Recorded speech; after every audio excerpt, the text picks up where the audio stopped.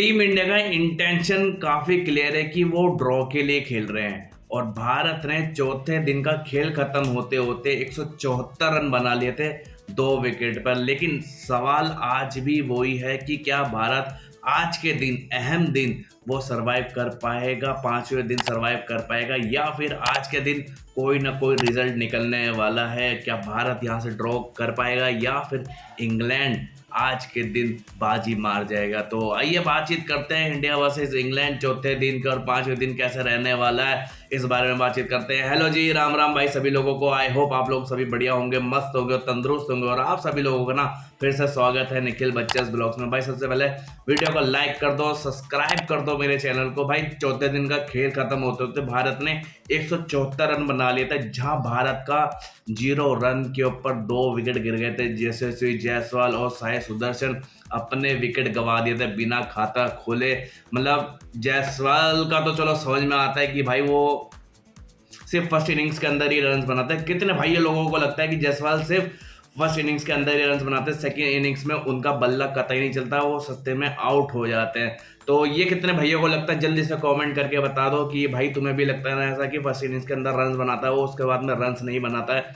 तो ये जल्दी से कमेंट करके लिख दो भाई। उसकी आदत हमें पता है कि यशस्वी जायसवाल सिर्फ रन बनाता है, उसके बाद में बल्लेबाजी उसकी नहीं होती। लेकिन साई सुदर्शन को लिया गया था करुण नायर के रिप्लेसमेंट में, करुण नायर को रिप्लेस किया गया था साई सुदर्शन की वजह से। अब साई सुदर्शन आते हैं पहले इनिंग्स के अंदर 61 रन बनाते हैं, बढ़िया बल्लेबाजी करते हैं, अर्धशतक लगा देते हैं, जहां करुण नायर ने अर्धशतक लगाया था 6 पारियों के अंदर। लेकिन साई सुदर्शन ने तीसरी पारी के अंदर ही अर्धशतक लगा चुके हैं। लेकिन चौथी पारी में भाई साहब क्या मतलब कंफ्यूज इंसान, उन्हें यही नहीं पता कि बॉल छोड़नी है, खेलनी है, छोड़नी है, छेड़नी है। तो भाई इतने में तो एज लग के आपकी विकेट पवेलियन लौट जाओ। तो यहाँ पर साई सुदर्शन का सीन समझ में नहीं आया कि मतलब वो चाह क्या रहे थे, कर क्या रहे थे। मतलब फील्डिंग से थक गए थे, नींद आ रही थी, तो भाई बाद में आ जाते। क्यों पहले आए, पहले क्यों आए? नींद आई थी, सोते आराम से, मस्त आराम से 5वें दिन उतरते बल्लेबाजी करने, जहां आपको लगता है कि हाँ भाई अब मैं फ्रेश हूँ, बल्लेबाजी कर सकता हूँ। तो यहाँ पर बाद में बल्लेबाजी कर लेते। लेकिन साई सुदर्शन का क्या ही बोले भाई, क्या फुद्दू की तरह आउट हुआ है। मतलब ऐसा लगे कि गेम की अवेयरनेस नहीं है और बॉल का आता पता नहीं है कि बॉल कब बाउंस होगी, बॉल कब नीचे रहने वाली है। और इस पिच के ऊपर हमने देखा है कि बॉल नीचे रह रही है, जैसे जैसे गेम आगे बढ़ रहा है तो बॉल कभी कभार नीचे रह रही है, कभी कभार उसी टिप्पे में पड़ के बाउंस मिल जाती है। तो यहाँ पर ये अंदाजा लगाना बल्लेबाज का एक इम्पोर्टेंट मिशन है, मतलब ये इम्पोर्टेंट टास्क है उसके लिए कि अगर बॉल यहाँ पर टप्पा पड़ गई तो बाउंस ना हो जाए, नीचे न रह जाए। तो बॉल को आखिरी तक देखो। यहाँ पर साई सुदर्शन ने नींद आ रही थी उनको, तो मतलब उन्होंने आंखें बंद कर ली और अपना बल्ला उठा के सीधा अपनी कैच दे दी। भाई चलो हम कुछ नहीं करते, जो करेगी अपना बल्ला बॉल अपना देख लेंगे वो क्या कर रहे हैं। तो यहाँ पर 0 रन के ऊपर 2 विकेट, ये 42 साल बाद हुआ है ऐसा कि मतलब बिना खाता खोले टीम इंडिया के 2 विकेट गिर गए। और इतने अहम दिन के ऊपर, इतने अहम मुकाबले के अंदर जहां टीम इंडिया इस सीरीज को गंवा सकती है 3-1 से। और यहां पर भारत को मौका है कि ड्रॉ खेले, अगर 5वें टेस्ट मैच में अपनी थोड़ी सी लाज बचानी ना, जिस तरह की लड़ना है कि अगर हम यहाँ पर ड्रॉ कर लेते हैं तो हमें सीरीज में एक मौका और मिलेगा इस सीरीज को ड्रॉ करने का। तो ये मौका है भारत के पास में, आज का दिन है। 3 सेशन को सरवाइव करना है। जिस तरह से शुभम गिल और केएल राहुल ने बल्लेबाजी करी है भाई, काबिल तारीफ, बहुत बढ़िया भाई, मजा आ गया, दिल को खुशी मिली। तुम्हें भी दिल को खुशी होगी, मिली होगी कि हाँ चलो ठीक है भाई, केएल राहुल और शुभम गिल ने बढ़िया बल्लेबाजी करी और जो हम चाहते थे, जिस तरह की बल्लेबाजी चाहते थे हम इन दोनों से, वो करी। और पहले ही बोला था कि भाई किसी ना किसी को तो दोहरा शतक की पारी खेलनी पड़ेगी, जैसे बेन स्टोक्स और जो रूट ने खेली है इंग्लैंड के लिए। तो यहाँ पर ये ऐसा कोई बल्लेबाज हो टीम इंडिया के लिए जो यहाँ पर रन्स बनाए। तो यहाँ पर केएल राहुल और शुभम गिल ने ये कारनामा करके दिखाया। 174 रन की जो साझेदारी करी है ना इन्होंने, बिना विकेट खोए, अपना आराम से, संयम से। उन्हें पता है कि भाई हम यहाँ से मैच जीत तो सकते नहीं, बट हमारे पास में ये मौका है कि हम ये मैच को ड्रॉ लेके चले। लेकिन भाई साई सुदर्शन और यशस्वी जायसवाल ने तो भाई जैसे अपने क्रिस वॉक्स के ओवर में लगातार विकेट दे दी ना, हैट्रिक बॉल भी होने वाली थी, लेकिन शुभम गिल ने बचा लिया। और हैट्रिक बॉल बनना था, वो हैट्रिक बॉल उसके चक्कर में फील्ड ऐसी लगाई थी कि भाई गिरद ही 10 प्लेयर दिख गए।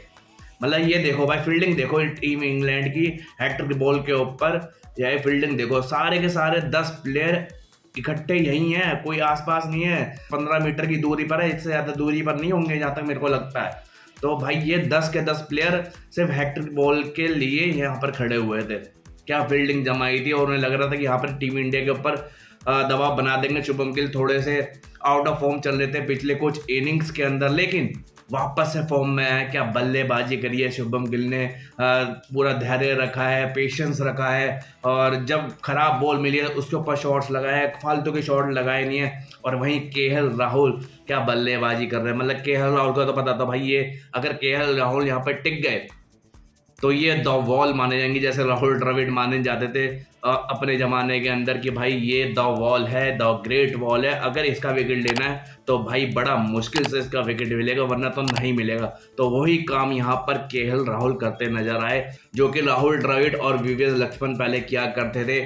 टीम इंडिया की लाज बचाते थे कि मतलब वो अपना विकेट इतनी आसानी से नहीं देते थे, और यहाँ पर ये शुभम गिल और केएल राहुल ने करके दिखा। और ये फोटो ना भाई काफ़ी ज़्यादा वायरल हो रही है सोशल मीडिया के ऊपर कि भाई वीवीएस लक्ष्मण और राहुल द्रविड़ के साथ में जैसा वो किया करते थे कारनामा, वैसे ही कल के दिन केएल राहुल और शुभम गिल ने करके दिखाया। तो ये फोटो भाई बड़ा सही जस्ता है, और टीम इंडिया के लिए ये कारनामा करके दिखाया। और हम चाहते हैं कि भाई जो ये 137 रन पीछे है ना, टीम इंडिया आराम से बढ़ाए, कोई जल्दबाजी नहीं है, विकेट ना खोए। बॉल भी पुरानी हो चुकी है, बॉल इतनी ज़्यादा स्विंग नहीं मिलेगी, सीम नहीं मिलेगी, इतनी ज़्यादा मदद नहीं मिलेगी। लेकिन ओवरकास्ट कंडीशंस के अंदर आपको 1 से 1.5 घंटा आपको विकेट बचानी है। वो शुरुआती जो आपको बॉल लहराती हुई मिलती है ना, कल भी देखा था थोड़े से बादल थे लेकिन ओवरकास्ट कंडीशन थी, तो वहाँ पर इंग्लैंड ने अपने विकेट बचाए थे और रन्स भी बनाए। तो यहाँ पर टीम इंडिया को भी वैसे ही करना है। अब दोनों सेट बल्लेबाज है, दोनों फ्रेश होके आएंगे भाई, फ्रेश माइंड से आएंगे।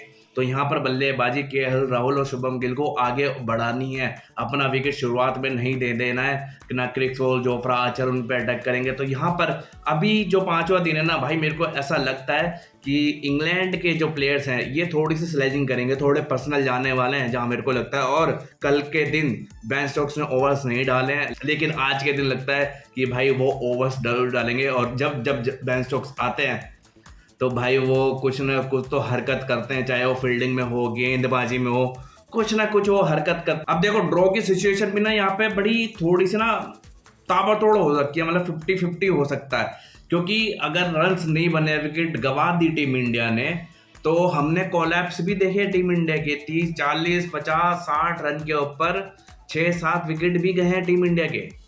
तो यहाँ पर बल्लेबाजों को तगड़ी बल्लेबाजी करनी पड़ेगी, जैसे कल के दिन बल्लेबाजी करी है केएल राहुल और शुभम गिल ने, ऐसे यहाँ पर बल्लेबाजी करनी पड़ेगी और उस पार्टनरशिप को आगे बढ़ाना पड़ेगा। रविंद्र जडेजा भी हैं, अब ऋषभ पंत का भाई वैसे ही अभी कुछ अपडेट नहीं है कि भाई वो सेकेंड इनिंग्स के अंदर बल्लेबाजी करने आएंगे, कितने वो चोटिल से थोड़े उभरे हैं कि क्या है, उनका भी कुछ अपडेट नहीं है कि क्या है क्या नहीं है। बट हाँ, ऋषभ पंत अगर बल्लेबाजी करने आए तो ज़्यादा देर तो नहीं टिक पाएंगे, ऑब्वियसली वो उनके ऊपर वहीं पे बॉल डालेंगे जहां उनको चोट लगी थी।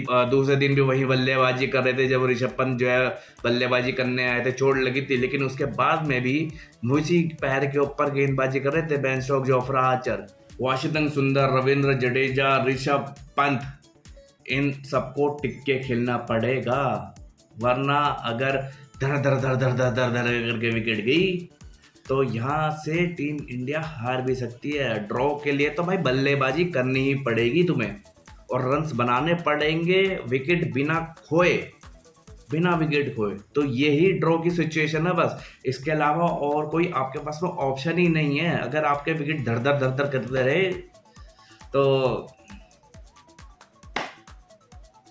समझ जाओ भाई कि क्या हो सकता है, क्या ही बोलना फिर, जब तुम्हें पता ही है। अब टीम इंडिया जो है ना 137 रन पीछे है, सिर्फ 137 रन बनाओ, आराम से बनाओ, कोई जल्दबाजी नहीं है। 3 सेशन निकालने तुम्हें ड्रॉ के लिए, अगर यहाँ पे तुम्हें ड्रॉ करना है, या फिर कोई रिजल्ट निकल सकता है। क्या लगता है आपको कि कोई रिजल्ट निकल सकता है यहाँ से। अगर जीत देखी जाए तो जीत तो भाई एक इम्पॉसिबल वाला टास्क है कि भाई जीत तो सकते नहीं, क्योंकि इंग्लैंड को अभी दूसरी बार में सेकेंड इनिंग्स में बल्लेबाजी करनी है। तो यहाँ पर अगर इंग्लैंड को 170-200 रन का भी टारगेट दिया जाए तो भाई वो बना देंगे, वो बैच बॉल है, वो सारे खेल जाएंगे।